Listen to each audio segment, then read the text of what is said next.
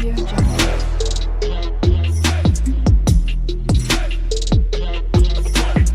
Audio Jungle. Hi friends, welcome to Eliza study point. आज आम philosophy of Bhagavad गीतार unit 3 थिबा लास्ट क्लास प्रकृति और पुरुष परमात्मा का स्वरूप पुरुषोत्तम कर्मयोग और ज्ञानयोग मध्य संपर्क एतिक को आज कंप्लीट करवा एवं यह हूँ तार लास्ट क्लास। नेक्स्ट क्लास रे आम यार आदर्श प्रश्नावली को आलोचना करवा। जो मैंने यार पूर्व क्लास गुड़ी को देखी ना सर्वप्रथमे देखि नियंतु एवं आम टेलीग्राम चैनल रे जॉइन होंतु जार लिंक डिस्क्रिप्शन बॉक्स रे दिया जाइछि। तो चलंतु आरंभ करवा आज क्लास। परमात्मा स्वरूप त्रयोदश अध्यायर पंचम श्लोक ठारू वासुदेव क्षेत्र कौन ताहा किपरि से सबु विषय संक्षेप रे कहा जाइछि। परमात्मा बा शाश्वत सत्ता सर्वत्र विद्यमान। परमात्मा सूक्ष्म ठारू आहुरी सूक्ष्म जहाँ आमर ज्ञानर आगोचर। से एक और बहु अभिभाव्य किंतु विभाज्य रूपे नाना रूप और जीवन विभक्त। से ब्रह्मा रूपे सृष्टि करती, विष्णु रूपे पालन करती एवं महेश्वर रूपे संसार संहार करती। तो परमात्मा स्वरूप कौन ना यगुड़िक तांकर प्रकृति एवं पुरुष संपर्क में पढ़ा। प्रकृति और पुरुष कौन? क्षेत्र और क्षेत्रज्ञ को गीतारे प्रकृति और पुरुष नाम नामित करा जाइछि। प्रकृति जड़ और पुरुष चेतन अटे। तो प्रकृति हूँ जड़ एवं पुरुष हूँ चेतन। प्रकृति क्षर और पुरुष अक्षर अटे। जदि प्रकृति एवं पुरुष मध्य पार्थक्य कौन तो आपण मैंने यहीटा को लिखिपारे। तो प्रकृति कौन ना प्रकृति हूँ जड़ एवं पुरुष हूँ चेतन। प्रकृति हूँ क्षर, पुरुष हूँ अक्षर, क्षर हूँ संसार। पुरुष और प्रकृति उभय अनादि और शाश्वत। यही दुई तत्व परम ब्रह्मंकर दुईटी विभाव मात्र। प्रकृति और पुरुषर संबंधरू जगतर उत्पत्ति होता है। प्रकृति और पुरुषर संपर्क रे जगतर उत्पत्ति। प्रकृति विकार जात हुए, पुरुष विकार रहित। प्रकृति क्षेत्र बा जगतर कारण, तेणु प्रकृति कार्यकारण भाव रही है।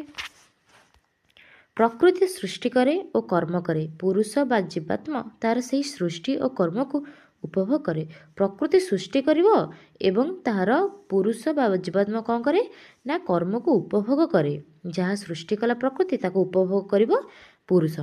प्रकृति सहित एक होई जिबा परे पुरुष प्रकृतिर गुणात्मक क्रिया द्वारा आकर्षित होता है। एबे आम जान प्रकृति और पुरुष मध्य संपर्क कौन एवं तार पार्थक्य कौन। एबे पढ़िया पुरुषोत्तम कौन। श्रीमद् भगवत गीतार सगुण और दुगुण उपासकों मध्य सगुण उपासक मानक सर्वश्रेष्ठ योगी बोली कहुए। प्रकृति बा संसार हेउची क्षर, जीव बा जीवात्मा हेउची अक्षर, परमात्मा हेउछंती उत्तम पुरुष बा पुरुषोत्तम। यही ज्ञान जगत हेबा सकाशे स्वयं वासुदेव निजर प्रिय भक्त बा सखा अर्जुन को निजर स्वरूप अर्थात निजे ही परमात्मा बा पुरुषोत्तम बोली पूर्वर सूचाई देइछंदी। गीतारे तीनोटी अध्यात्म सत्ता विषय कहुए कौन कौन ना अपरा बा प्रकृति बा क्षर। परा प्रकृति अपरा को कौन कहे? अपरा प्रकृति हूँ क्षर, परा प्रकृति हूँ अक्षर। परा और अपरार अतीत परमात्मा बा पुरुषोत्तम आदि पुरुष भगवान वासुदेव ही नित्य अनंत समस्तंकर आधार एवं समस्तंकर ऊपर नित्य धाम वास करती किए ना स्वयं श्रीकृष्ण। गीता कहे जे पुरुषोत्तम मध्य वास करने जीव पक्षे परम पद अटे। गीतारे स्वयं वासुदेव निजक पुरुषोत्तम रूपे उपस्थापित करिसेंती। तो गीतारे स्वयं वासुदेव निजक पुरुषोत्तम भाव विवेचना करिसेंती। सेथिपई से कहिसेंती जे पुरुषोत्तम ही सकल शक्तिर आधार। संसार रे दुई प्रकार पुरुष अछंती, क्षर और अक्षर। केतरा पुरुष अछंती तो एमसीक्यू आसी परिबो। गोटे होची क्षर आ गोटे होची कोन ना अक्षर। ओके, जହାର विनाश अछि ताहा क्षर। पंच महाभूत द्वारा गठित शरीर आदि समस्त जड़ पदार्थ विनाश हुए। तो एतिक आम जानले जे पुरुषोत्तम कौन। कर्मयोग और ज्ञानयोग मध्य संपर्क कौन ए जाना। यहाँ हूँ लास्ट पॉइंट। कर्म बिना मनुष्य क्षण मात्रे ତିଷ୍ଠି ପାରିବ ନାହିଁ। ତେଣୁ କର୍ମ କରିବା ଜୀବନର ଧର୍ମ। କର୍ମ ମାଧ୍ୟମରେ ମନୁଷ୍ୟ ଜୀବନର ଉଦ୍ଦେଶ୍ୟ ପୂରଣ କରିବାରେ ସମର୍ଥ ହୋଇଥାଏ। ପ୍ରତ୍ୟେକ ମନୁଷ୍ୟର ମୂଳ ଲକ୍ଷ୍ୟ ହେଉଛି ପୂର୍ଣ୍ଣତା। ତ ପ୍ରତ୍ୟେକ ମନୁଷ୍ୟର ମୂଳ ଲକ୍ଷ୍ୟ କ'ଣ ହୋଇଥାଏ? ପୂର୍ଣ୍ଣତା। ପୂର୍ଣ୍ଣତା ପାଇଁ ଗୋଟେ ଲକ୍ଷ୍ୟ ସାଧନ ପାଇଁ ଜଣେ କର୍ମ କରି ଚାଲିଥାଏ। ଭଗବତ ଉପଲବ୍ଧି ବା ଈଶ୍ୱର ପ୍ରାପ୍ତି ସକାଶେ ମନୁଷ୍ୟ ଜୀବନଧାରା କରିଥାଏ। ଜୀବନ ଥିବା ପର୍ଯ୍ୟନ୍ତ ମନୁଷ୍ୟ କର୍ମ କରି ତ୍ୟାଗ କରିପାରିବ ନାହିଁ। ଜୀବନ ଯେପର୍ଯ୍ୟନ୍ତ ଅଛି ଆମେ ସେ ପର୍ଯ୍ୟନ୍ତ କର୍ମ କରିଚାଲିବା। ଆମେ କ'ଣ କର୍ମକୁ ତ୍ୟାଗ କରିପାରିବା କି? ନାହିଁ। ଏହା ହିଁ ସୃଷ୍ଟିର ବିଧାନ। ମନୁଷ୍ୟ ପ୍ରକୃତିର ଅଂଶ ହୋଇଥିବାରୁ ପ୍ରକୃତିର କ୍ରିୟାଗୁଡ଼ିକ ମଧ୍ୟ ମନୁଷ୍ୟର କର୍ମ ହୋଇଯାଏ। କର୍ମ ବନ୍ଧନରୁ ମୁକ୍ତି ପାଇବାର ଏକମାତ୍ର ପନ୍ଥା ହେଉଛି ସ୍ୱରୂପ ଜ୍ଞାନ। ମନୁଷ୍ୟ କର୍ମ କରେ କିନ୍ତୁ କର୍ମର ତତ୍ତ୍ୱ ଜାଣେ ନାହିଁ। କର୍ମ କ'ଣ? ଏଇଟା ସରି ମିଷ୍ଟେକ୍ ହେଇଛି। କ'ଣ ହେଇଛି? କର୍ମ କ'ଣ? କର୍ମର ପନ୍ଥା କ'ଣ? ଏସବୁ ଜାଣିବା ହେଉଛି କର୍ମ ତତ୍ତ୍ୱ। ଏହି କର୍ମ ତତ୍ତ୍ୱକୁ ଜାଣିବା ହେଉଛି ସ୍ୱରୂପ ଜ୍ଞାନ। ଜ୍ଞାନ ବିନା କର୍ମ ଅନ୍ଧ ଏବଂ କର୍ମ ବିନା ଜ୍ଞାନ ଶୂନ୍ୟ ବା ମୂଲ୍ୟହୀନ। ତ କର୍ମ ଏବଂ ଜ୍ଞାନ କାହାକୁ କେହି ଛାଡ଼ି ରହିପାରିବେ ନାହିଁ। ଗୋଟିଏ ମୁଦ୍ରାର ଦୁଇ ପାର୍ଶ୍ୱ ପରି।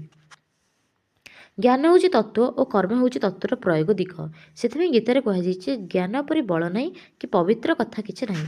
ସକଳ କର୍ମର ପରିସମାପ୍ତି ଜ୍ଞାନରେ ହୁଏ ବୋଲି ବାସୁଦେବ ଗୀତାରେ କହିଛନ୍ତି। କର୍ମ ସହିତ ଜ୍ଞାନ ମିଶିଗଲେ କର୍ମ କେବଳ କର୍ମ ହୋଇ ରହେ ନାହିଁ, କର୍ମ ହୋଇଯାଏ କ'ଣ? ନା କର୍ମଯୋଗ। ଯେତେବେଳେ କର୍ମ ଜ୍ଞାନରେ ମିଶିଯାଏ ସେଟା ହେଇଯାଏ କ'ଣ? ନା କର୍ମଯୋଗ। କର୍ମ ଓ ଜ୍ଞାନ ପରସ୍ପର ପରିପୂରକ ଅଟନ୍ତି। ପରସ୍ପର ପରିପୂର୍ଣ୍ଣତା ମଧ୍ୟରେ ଉଭୟଙ୍କୁ ଧାରଣ କରିଛନ୍ତି। ଜ୍ଞାନ ଓ କର୍ମକୁ ଗୀତାରେ ସମାନ ପ୍ରାଧାନ୍ୟ ଦିଆଯାଇଛି। ଗୀତାର ଚତୁର୍ଥ ଅଧ୍ୟାୟରେ ଜ୍ଞାନ ଓ କର୍ମର ସମନ୍ୱୟ କରାଯାଇଛି। କର୍ମଯୋଗରେ କ୍ଷର ବା ସଂସାର ପ୍ରାଧାନ୍ୟ ଥାଏ ଓ ଜ୍ଞାନ ଯୋଗରେ ଅକ୍ଷର ବା ଜୀବାତ୍ମା ପ୍ରାଧାନ୍ୟ ଥାଏ। ତ ଏଇଠି ଆମେ କ'ଣ ଜାଣିଲେ? ନା କର୍ମଯୋଗରେ କ୍ଷର ବା ସଂସାର ପ୍ରାଧାନ୍ୟ ଥାଏ, ଜ୍ଞାନ ଯୋଗରେ ଜୀବାତ୍ମା ବା ଅକ୍ଷର ପ୍ରାଧାନ୍ୟ ଥାଏ। ଜ୍ଞାନ ଯୋଗ ଓ କର୍ମଯୋଗ ଦ୍ୱାରା ସମବୁଦ୍ଧି ପ୍ରାପ୍ତ ହୋଇଥାଏ। ଜୀବନର ଅନ୍ତିମ ଲକ୍ଷ୍ୟ ଭଗବତ ପ୍ରାପ୍ତି ହିଁ ଜ୍ଞାନ ଯୋଗ ଓ କର୍ମଯୋଗ ପରସ୍ପର ପରିପୂରକ ଅଟନ୍ତି। ତ ଏତିକି ଥିଲା ଆଜିର କ୍ଲାସ୍। ଆମେ ଏଠାରେ କ'ଣ ପଢ଼ିଲେ? ନା କର୍ମଯୋଗ ଓ ଜ୍ଞାନ ଯୋଗ ମଧ୍ୟରେ ସମ୍ପର୍କ, ପୁରୁଷୋତ୍ତମ ମଧ୍ୟରେ ମାନେ ପୁରୁଷୋତ୍ତମ କ'ଣ ଏବଂ ପ୍ରକୃତି ଓ ପୁରୁଷ ଏବଂ ପରମାତ୍ମାଙ୍କ ସ୍ୱରୂପ। ଏତିକି ସମ୍ପର୍କରେ ଆଜି ଆମେ ଆଲୋଚନା କଲେ। ତ ଆପଣମାନେ ଆଶା କରୁଛି এই ନୋଟ୍ରୁ ଆପଣମାନେ ନୋଟ୍ କରି ପ୍ରାକ୍ଟିସ୍ କରୁଥିବେ। ଆମେ ସିଲେକ୍ସନ୍ କ୍ୱେଶ୍ଚିନ୍ ମଧ୍ୟ ଆଣିବା। ଦେଖା ହେବ ନେକ୍ସଟ କ୍ଲାସ୍ରେ। ରହିଲି। ଜୟ ଜଗନ୍ନାଥ।